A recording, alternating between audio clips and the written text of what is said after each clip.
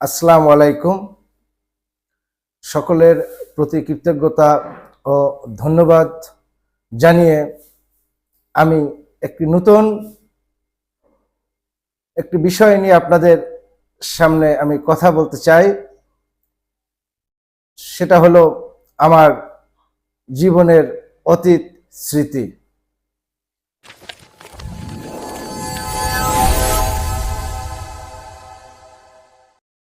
আর শুরুতেই সৃষ্টিকর্তার প্রতি কৃতজ্ঞতা সহ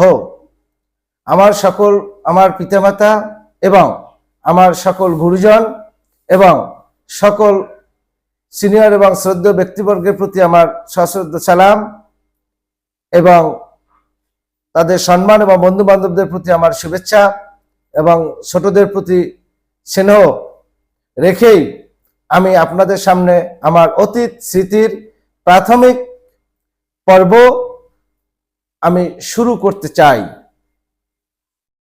আমি রুহুল আমিন, আমার নিকনেম খোকন। বাবা মা থেকে শুরু করে আমার জীবনের একটা অধ্যায়ের মানুষ আমাকে খোকন বলেই চেনে এবং খোকন বলেই ডাকে।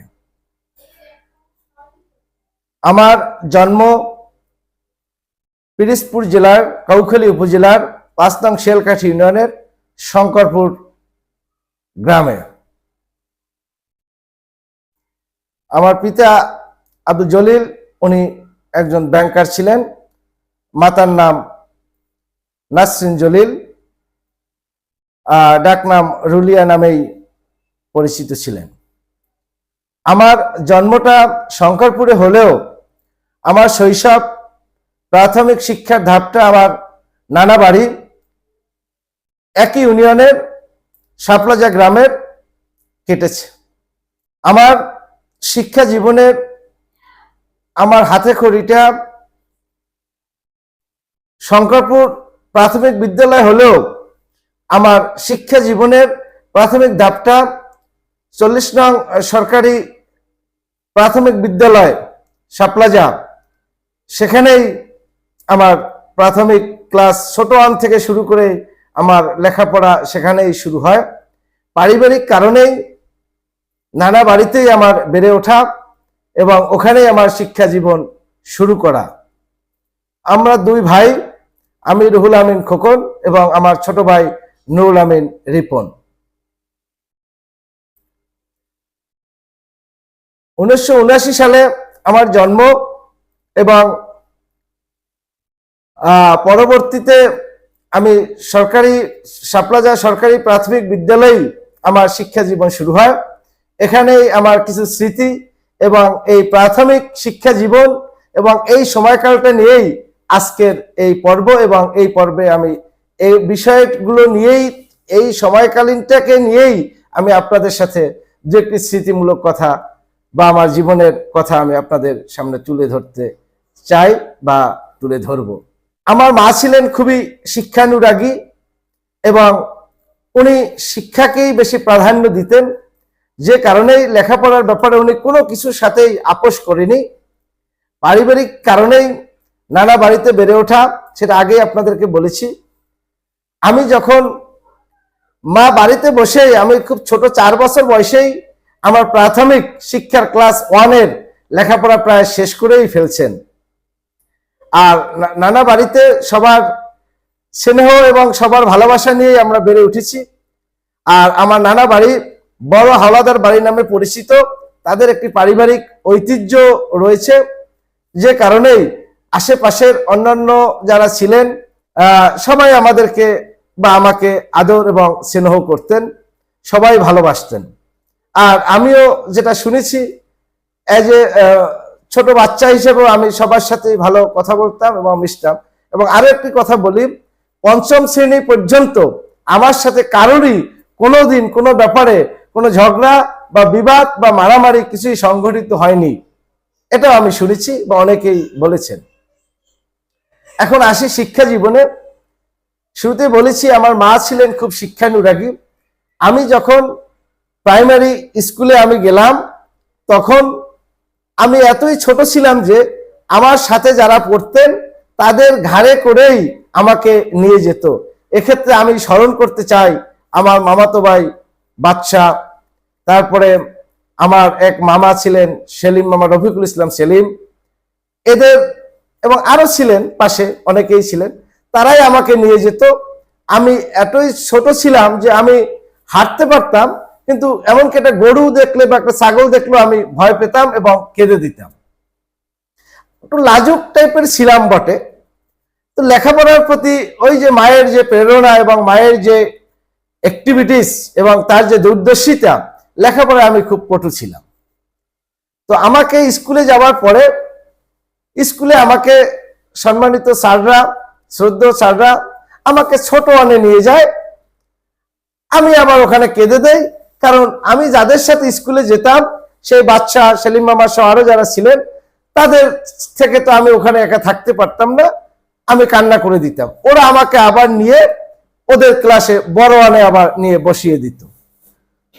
আবার টিচার এসে, তুমি এখানে কেন, তুমি ওখানে চলে যাও, আমাকে আবার ছোট ওয়ানে দিত। কিন্তু আমার ভিতরে একটি জেদ কাজ করত যে কোনো একটি পরীক্ষা হলেই আমাকে আসলে বুঝতে পারবেন যে আমি কে, আমি কি ছোট ওয়ানে থাকবো না বড় ওয়ানে থাকবো। আমি সে অপেক্ষাতেই থাকতাম। তারপরেও কখনো বড় ওয়ান কখনো ছোট ওয়ান, এ নিয়েই চলতো আমার এই ক্লাস 1-এর প্রাথমিক শিক্ষা ধাপের জায়গাটা। আমি শুধু একটি পরীক্ষার অপেক্ষায় ছিলাম। যাই হোক, তখনকার সময় দুটি পরীক্ষা হতো, একটি অর্ধ বার্ষিকী আর একটা হয়তো বার্ষিক। তো যাই হোক, আমি অর্ধবার্ষিকী পরীক্ষায় আমি অনেক কষ্ট করে আমি বড় ওয়ানের প্রশ্নে আমি পরীক্ষা দিয়েছি।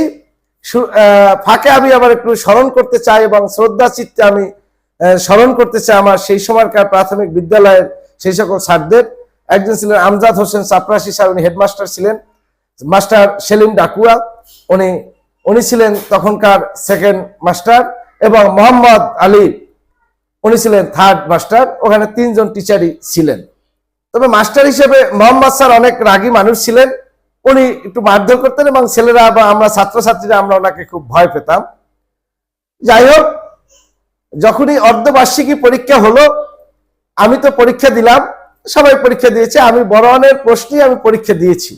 কিন্তু যখন পরীক্ষার রেজাল্ট দিল তখন দেখা গেল যে ওই যাকে নিয়ে টানা হেসরা, কখনো ছোট ওয়ান কখনো বড় ওয়ান, তো আমি পরীক্ষায় বড় ওয়ানে ফার্স্ট হয়ে গেলাম। তখন আমাকে আর কে আটকায়, আমি তখন বড় ওয়ানেই পরবর্তীতে এস্টাবলিশড হয়ে গেলাম। পরবর্তীতে আমি বাৎসরিক পরীক্ষা দিলাম। বাৎসরিক পরীক্ষায়ও আমি প্রথম স্থান অধিকার করলাম। আমি আবারও স্মরণ করি আমার মাকে, উনি মারা গেছেন মরহুম। তার যে শিক্ষার প্রতি যে প্রেরণা, ওনার একটা কথাই ছিল, হাড্ডি থাকবে মাংসের প্রয়োজন নেই, লেখাপড়া করতে হবে এবং লেখাপড়া করে মানুষ হতে হবে। এই কথাগুলো এখনো আমার কানে বাজে। আমার মায়ের সেই কথাগুলো, আমার মায়ের অবদান আমার জীবনে আমার বাবার থেকে অনেক অনেক অনেক অনেক গুণে বেশি। কারণ আমরা পারিবারিকভাবে বাবা থেকে একটু বিচ্ছিন্নই ছিলাম, বুঝছেন। আমরা যেহেতু নানা বাড়িতেই আমাদের বেড়ে ওঠা এবং শৈশবের একটা অংশ, শিক্ষা জীবনের একটা অংশ কিন্তু নানা বাড়িতেই কাটিয়েছি। আর আমি শ্রদ্ধা চিত্তে স্মরণ করি আমার মামা এবং খালা সহ মামা বাড়ির এবং প্রতিবেশী যারা আছেন তাদের সবাইকে, কারণ সকলের ভালোবাসা, সকলের আদর, সকলের স্নেহ এবং সকলের টেক কেয়ারই আমাদেরকে আসলে নানা বাড়িতেই আমরা বড় হতে পেরেছি। এজন্য সকলের প্রতি কৃতজ্ঞতা এবং ধন্যবাদ জানাচ্ছি আমার নানা বাড়ির সকল মানুষদেরকে। এরপরে বড় ওয়ান থেকে ক্লাস 2 প্রথম স্থান অধিকার করলাম। এখানে একটি মজার ব্যাপার হলো, যখন ক্লাস 1-এর বার্ষিক পরীক্ষার ফলাফল বা রেজাল্ট দেয়, ওই দিন যে কোনো কারণে আমি স্কুলে যেতে পারিনি। কিন্তু আমার নানা বাড়ির আমার মেজো মামা, উনি ছিলেন কৃষক, মানে জমি জমা সাথে দেখাশোনা করতেন। আর অন্য 2 মামা, বড় মামা এবং ছোট মামা, তারা চাকরি করতেন। বড় মামা খুলনাতে থাকতেন, ছোট মামাও খুলনাতে থাকতেন। বড় মামা প্রতি সপ্তাহে বাড়িতে আসতেন এবং ওনার এসে একটা কাজ ছিল, এই যে গবাদি পশু যেগুলো আছে তাদেরকে উনি গোসল করাতেন, তাদের প্রতি আলাদা একটা কেয়ার উনি যেই নিতেন আর কি। এটা ওনার একটা অভ্যাস ছিল বা ওনার একটা কাজেরই অংশ ছিল আর কি। তাই মামা আসছে, আমি আর স্কুলে যাইনি, কিন্তু ওই দিন স্কুলে রেজাল্ট দিবে। মামা আমাদেরকে নিয়ে, আমি, আমার ছোট ভাই রিপন তখন ছোট, আমরা, ও তখন হাঁটতে পারে আর কি, আমরা সবাই মামার সাথে নিয়ে ওই গবাদি পশু বা গরু গোসল করাতে আমরা নদীর পাড়ে নিয়ে গেলাম, কচা নদী নিয়ে গেলাম। তখন আমার সহপাঠী ইনুস, মনে আছে, ইনুসের কথা স্মরণ করি, আউয়াল ছিলেন, আউয়ালের কথা স্মরণ করি, এবং অনেক মেয়েরা ছিলেন, শিউলি, লিলি থেকে শুরু করে অনেকেই ছিলেন, অনেকের নাম এখন মনে নেই, সবাইকেই আমার মনে পড়ে, আমি সকলকেই আমি স্মরণ করি। আমার ছোট ভাইটা সম্পর্কে একটু বলি। ও ছিল একটু ডান পিঠে, একটু লেখাপড়ার প্রতি ঝোঁক ছিল, সাহস ছিল বেশি। আমি একটু বোকা, একটু ভীতু টাইপের ছিলাম, তো লেখাপড়ায় ভালো ছিলাম। এখন হঠাৎ করে আমরা গরুদের গোসল করাবো, নদীতে নামাবো, তখন ইনুস এসে বলে যে খোকন তো পরীক্ষায় ফার্স্ট হয়েছে। কি পরীক্ষায় ফার্স্ট হয়েছে? মামা বিশ্বাসই করতে পারতেছিল না। ক্লাস অনেক খোকন তো ফার্স্ট হয়েছে। এটাই ছিল আমার বার্ষিক পরীক্ষার প্রথম ক্লাস অনের পরীক্ষার রেজাল্ট শোনার ইতিহাস বা ঘটনা আর কি। তখন আমি ফার্স্ট সেকেন্ড বুঝতাম না, আমি ওই মামার সাথে তাল মিলাম। মামা তখন আমাকে বলে যে তুই নাকি ফার্স্ট হয়েছিস, চল তোর মাকে খবরটা দেই। তখন মাকে ডাক দিয়ে বলল, মামা মাঝে মধ্যে মাকে খুব আন্দোলিত রাখতো এবং অনেক সময় মায়ের সাথে মজাও করতো, বলতো যে এই রুলিয়া, তোর ছেলে তো নাকি ফার্স্ট হয়েছে। তখন মা খুব কলিজাটা অনেক মা বড় হয়ে হাসি দিয়ে বলল যে আমার ছেলে ফার্স্ট হবে না তো কে ফার্স্ট হবে? মায়ের সে কথাটা আজও আমার মনে পড়ে আর কি। পরিক্রমায় আমি ক্লাস 1 থেকে ক্লাস 2, ক্লাস 3, ক্লাস 4 পর্যন্ত ওই শাপলাজা সরকারি প্রাথমিক বিদ্যালয়ে আমি পড়াশোনা করি, এবং আমার ছোট ভাই আমার থেকে 2.5 বছরের ছোট, সে বদৌলত, সেও তখন, আমি যখন 4-এ পড়ি সে তখন 2-তে পড়ে। এভাবে চলতে লাগলো। হঠাৎ করে মায়ের মাথায় চিন্তা আসলো যে আমার ছেলেকে বৃত্তি পরীক্ষা দেওয়াতে হবে। কিন্তু আমি যে প্রাইমারি বিদ্যালয়ে পড়ি, সে বিদ্যালয়ে তখন ওইভাবে বৃত্তি দেওয়ার প্র্যাকটিসটা ছিল না, বা ওখান থেকে বৃত্তি অতীতেও কেউ পায়নি, পরবর্তীতেও কেউ পায়নি। তখন মায়ের মাথায় একটি চিন্তা আসলো যে আমার ছেলেকে কোন স্কুলে দেয়া যায়, যে স্কুল থেকে বৃত্তি পায় বা বৃত্তি দেয়। তখন মা বললো যে আমাকে মডেল স্কুলে, ওই একই ইউনিয়নে ফলেগুনিয়া মডেল স্কুলে ভর্তি করতে হবে, কারণ ওই স্কুলের লেখাপড়ার মানটাও ভালো, শিক্ষকও ভালো, এবং ওখানে 5 জন টিচার থাকেন। মডেল স্কুলের কথা মনে পড়তে আমার মনে পড়ে যায় সেই শ্রদ্ধেয় টিচার জাকির স্যারের কথা, যিনি ওখানকার প্রধান শিক্ষক ছিলেন, এবং সেই এই মডেল স্কুলের শিক্ষার মানটাকে সেই ধরে রাখছেন। এবং ওখানকার শিক্ষক আবু আল শিকদার, তার কথা মনে পড়ে, সেকেন্ড টিচার ছিলেন। আরো রব স্যার ছিলেন, অন্যান্য টিচারের কথা মনে পড়ে, কিন্তু আরো 2 জন স্যারের নাম এই মুহূর্তে আমার মনে আসতেছে না। সকলে ভালো ছিলেন এবং শিক্ষানুরাগী ছিলেন। আমি ওখানে ক্লাস 5-এ ভর্তি হই, এবং আমার ছোট ভাই ক্লাস 3-তে ভর্তি হয়। এখন সেই মডেল স্কুলের কথা বলি, যেখান থেকে আমি, যে নতুন স্কুলে আমি ভর্তি হয়েছি এবং যেখান থেকে আমি বৃত্তি পরীক্ষা দেব। তো অনেক পথ হেঁটে আমাদের যেতে হতো। মা এই পরিশ্রমটাকে কোনো তার একটা উদ্দেশ্য ছিল যে বৃত্তি পরীক্ষা দিলে বৃত্তি পাইতে হবে। পড়াশোনার প্রতি সে আরো বেশি চাপ বাড়িয়ে দিল। তাকে খুব ভয় পেতাম, মারধর করতো। একটা কথাই ছিল তাকে যে হাড্ডি চাই, মাংস চাই না, লেখাপড়া শিখতে হবে, মানুষ হতে হবে। এটাই ছিল তার ডায়লগ বা কথা আর কি। আবারও আমার মাকে আমি স্মরণ করছি, আল্লাহ ওনাকে বেহেশত নসিব করুক। মা যদি না থাকতো তাহলে আজকে লেখাপড়া করে আজকে আমি এই পর্যায়ে এসে চাকরি বাকরি করে আসলে কতটা পারতাম সেটা আমি জানি না। পরবর্তীতে ওই স্কুলে লেখাপড়ার ধরনটাই ছিল আলাদা। যেসব আমরা 5 জন বৃত্তি দেওয়ার জন্য সিলেক্ট হই, আমি, রফিকুল ইসলাম চুন্নু, কাজী শুকুর, চুন্নুরি ভাই শুকুর কাজী, মাসুম, ওয়াহিদুজ্জামান মাসুম, এবং মিনারা একটা মেয়ে, এবং আরো একজন আছে কৃপা। আমরা এই 5 জন আমরা বৃত্তি পরীক্ষা দেওয়ার জন্য সিলেক্ট হই। তো ওই স্কুলের যে নিয়ম, যারা বৃত্তি দেবে তাদেরকে সম্পূর্ণ সেপারেট করে আলাদাভাবে ক্লাস এবং কোচিং এর মতো করা হতো। আমাদেরকে বিভিন্ন শীট দিয়ে বিভিন্ন কোশ্চেন পড়ে, এবং যেটা সম্পূর্ণ প্রধান শিক্ষক জাকির স্যার এটাকে মনিটরিং করতে, এবং সে নিজেও এখানে ছিল।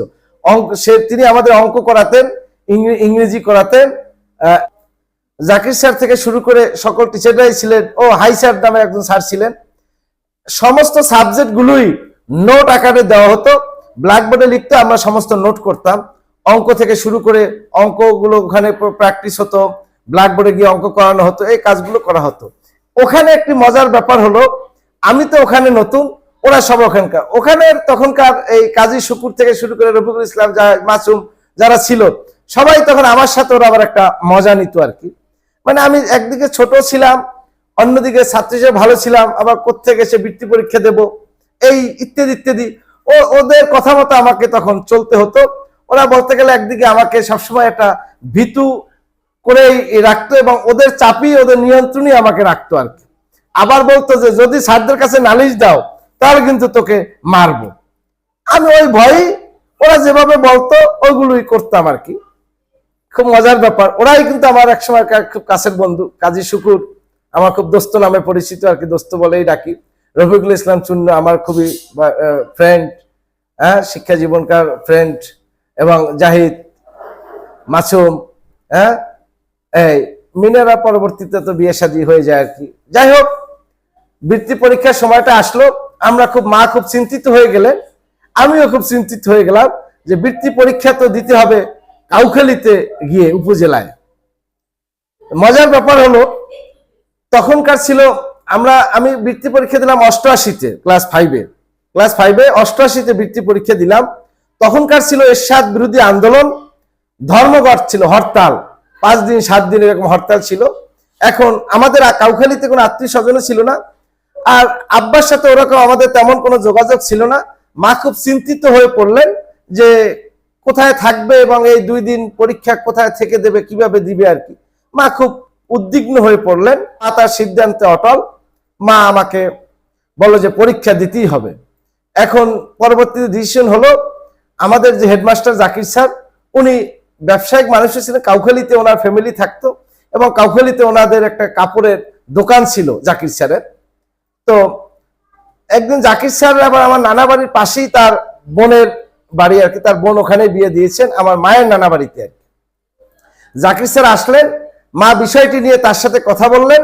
জাকির স্যার তখন বললেন যে অসুবিধা নেই, রুহুল আমিন আমার সাথেই থাকবে, পরীক্ষাকালীন আমার পাশেই থাকবে। তখন সিদ্ধান্ত হলো যেদিন পরীক্ষা ওই দিন খুব ভোরে উঠে আমরা ওখান থেকে লঞ্চে বা নৌকায় করে আমরা চলে যাব, গিয়ে পরীক্ষা দেব। সবাই একদিন আগে চলে গেছেন, আমি একমাত্র অভাগা যে আমি পরীক্ষার দিন খুব ভোরে যাব। এখন খুব ভোর 5টার সময় আমার মা আমাকে জেগে তুলে, পরীক্ষাতে যাইতে হবে না, তাড়াতাড়ি ওঠো, মেজো মামা আমাকে নিয়ে যাবে। এবং জাকির স্যার এরা ওই পাঙ্গাসিয়া বাজারে থাকবেন খুব ভোরে, তাদের সাথে ওখান থেকে আমি যাব আর কি। ওদিকে ধর্মঘট, লঞ্চ চলাচল বন্ধ, ওখান থেকে আমরা নৌকায় চলে যাব আর কি।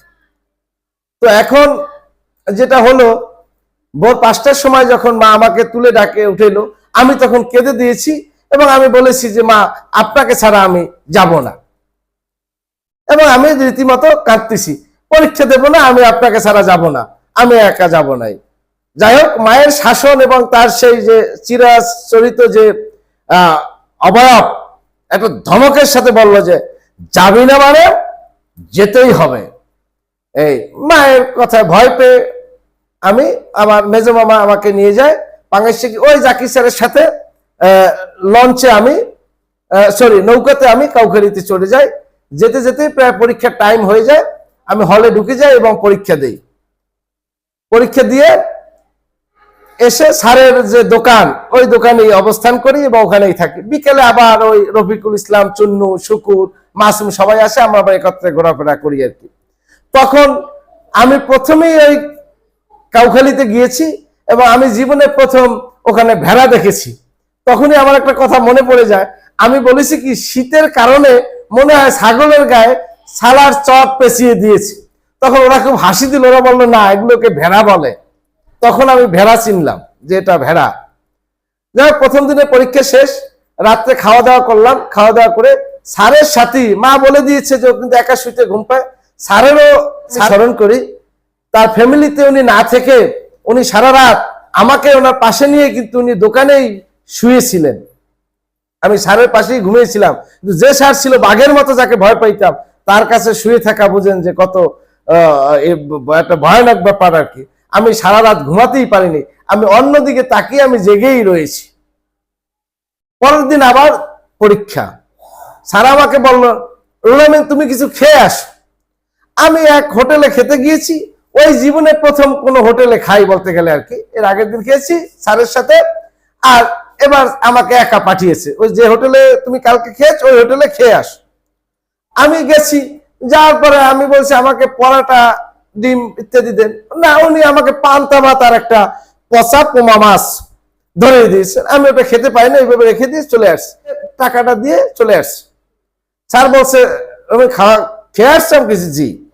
পরবর্তীতে আবার পরীক্ষা হলে চলে গেলাম, পরের দিন পরীক্ষা দিলাম। পরীক্ষা দেওয়ার পরেই তো এর ভিতরে আমার ওই দিন পরীক্ষা শেষ, সাথে সাথে মামা চলে আসলো কাউখালীতে। মামা এসে পুরোপুরি পরীক্ষা কেন্দ্রের সামনেই গেল, মামার সাথে দেখা হলো। স্যার সহ সবাই যার যার মতো আমরা ওখান থেকে বিদায় নিলাম। আমার মামার সাথে নিয়ে স্যারের কাছ থেকে বিদায় নিয়ে আমরা এখন নানা বাড়ির উদ্দেশ্যে আমি আসবো। পরীক্ষা শেষ, বৃত্তি পরীক্ষা কমপ্লিট, চলে আসবো। মামা কি করেছেন, মামা তো আর বোঝেনি যে আমি সকালবেলা না খাওয়া, আগের দিন রাত্রে ওই অবস্থা। মামা এটা উপলব্ধি করেনি। মামা বললো যে চল তোকে গরম গরম জিলাপি খাওয়াই।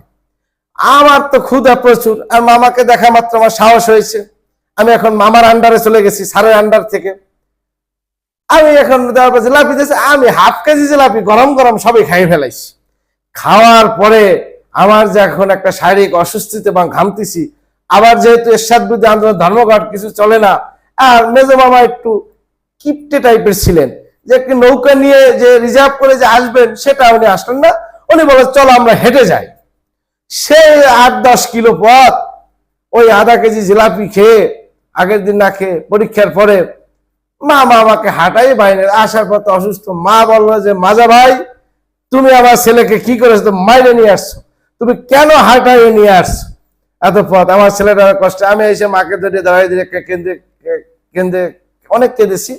যাই হোক, তারপরে গেল পরবর্তীতে তো আমার বৃত্তি পরীক্ষার ফলাফল কি হয় এটা নিয়ে কোশ্চেন। তখন কোনো ফেসবুক, মোবাইল মিডিয়া এগুলো কিছুই ছিল না। বিকেল বেলা সবাই খেলাধুলা করতো, সন্ধ্যার পরে বাসায় আসতো, পড়াশোনা করতো, এভাবেই চলতো। আর জানুয়ারি মাস, এখন তো ভর্তি হতে হবে হাই স্কুলে।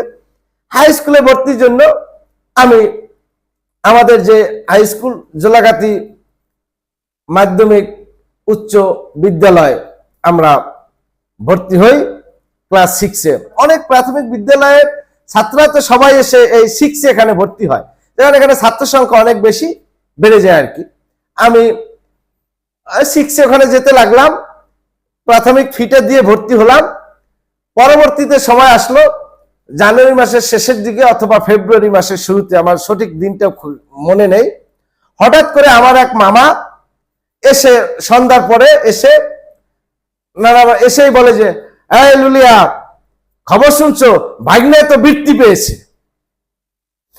আমার তখন সত্যি আমি বুঝিনি, কিন্তু আমার মা কেঁদে দিয়েছিল এবং অনেক খুশি হয়েছিল এবং খুশিতে সে কেঁদে দিয়েছিল। আর ওই মামা হলো আমার চাহাতো মামা। উনি কিভাবে খবরটা পেল, উনি বললো তখনকার বেড়িবাঁধের কাজ চলতেছিল। তখনকার আমাদের ইউনিয়নের চেয়ারম্যান ছিল জনাব শাহাবুদ্দিন তালুকদার। ওই বেড়িবাঁধের একটা সংক্রান্ত একটা মিটিং এ উনি ওখানে উপস্থিত ছিলেন। ওই মিটিং এই চেয়ারম্যান সাহেব আমার ওই মামাকে জানান যে কি হালাদার সাহেব, ভাগ্নে তো মডেল আইসা বৃত্তি নিয়ে চলে গেল। তখন উনি বিষয়টা ওখান থেকে জানতে পারলেন। একটি আনন্দের, আমার কাছে আনন্দের ছিল না, আমার মায়ের কাছে ছিল আনন্দের। এর পরবর্তীতে যখন বড় মামা আবার খুলনা থেকে আসলেন, মামা এসে যখন মামাকে মা বললো যে কি নে ভাই, নিয়ে ভাই আমার ছেলে তো বৃত্তি পেয়েছে, তখন মামা অত্যন্ত আনন্দের সাথে হেসে আমার মাকে ওই যে বললো যে তোর ছেলে বৃত্তি পেয়েছে, কিন্তু হাজী মোহাম্মদ মহসিনের টাকা পাবে না। তখন মা বললো যে বৃত্তি যখন পাইছে টাকাও পাবে আর কি। যাই হোক, এগুলোই ছিল ঘটনা। আপনারা সকলে আমার জন্য দোয়া করবেন। আমি আজকের পর্বে আমার প্রাথমিক পর্ব এবং প্রাথমিক শিক্ষার ধাপটা নিয়ে আপনাদের সাথে কথা বললাম এবং সমসাময়িক কথা বললাম। আমার অনেক কিছুই আমি এর মধ্যে গ্যাপ রেখেছি, অনেক কিছু মনে নেই। সকলে আমার জন্য দোয়া করবেন এবং আমার প্রাথমিক বিদ্যালয়ের সকল সহপাঠী, সকল শিক্ষক সহ, মামা বাড়ির দিকে সকল লোকজন সহ, আমার বাবা বাড়ির সকল লোকজন সহ সকলের প্রতি কৃতজ্ঞতা, সালাম ও ভালোবাসা নিয়ে আজকে এখানেই শেষ করছি। পরবর্তীতে আমার অতীত স্মৃতির আলোকে মাধ্যমিক ধাপ নিয়ে বা অধ্যায় নিয়ে আপনাদের সাথে আমি কথা বলবো অন্য আরেকটি পর্বে। ধন্যবাদ, ভালো থাকবেন, সুন্দর থাকবেন, সুস্থ থাকবেন। আসসালামু আলাইকুম।